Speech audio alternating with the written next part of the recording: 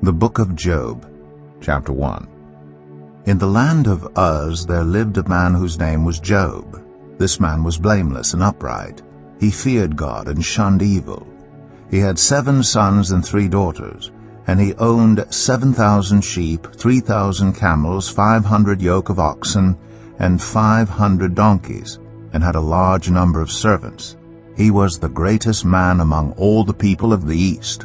His sons used to hold feasts in their homes on their birthdays, and they would invite their 3 sisters to eat and drink with them.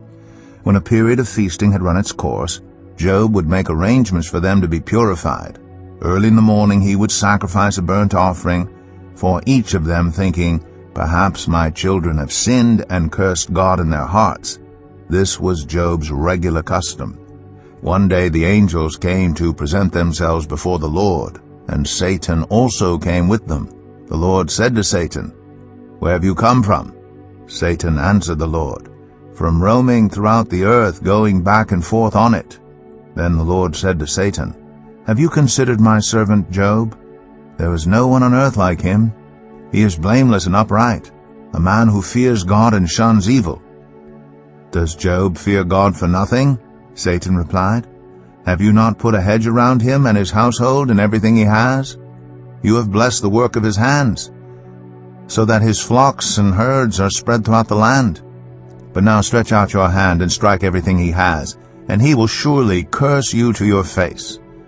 The Lord said to Satan, "Very well then, everything he has is in your power, but on the man himself do not lay a finger." Then Satan went out from the presence of the Lord.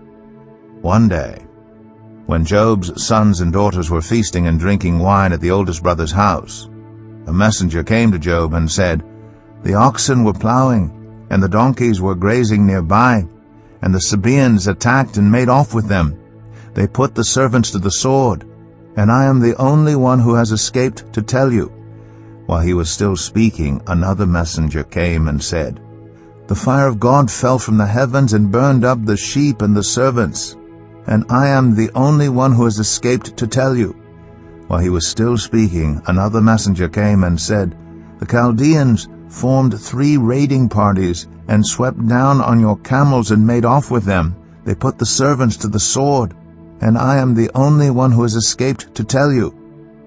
While he was still speaking, yet another messenger came and said, "Your sons and daughters were feasting and drinking wine at the oldest brother's house, when suddenly a mighty wind swept in from the desert and struck the 4 corners of the house. It collapsed on them, and they are dead, and I am the only one who has escaped to tell you." At this, Job got up and tore his robe and shaved his head. Then he fell to the ground in worship and said, "Naked I came from my mother's womb, and naked I will depart. The Lord gave, and the Lord has taken away. May the name of the Lord be praised." In all this, Job did not sin by charging God with wrongdoing.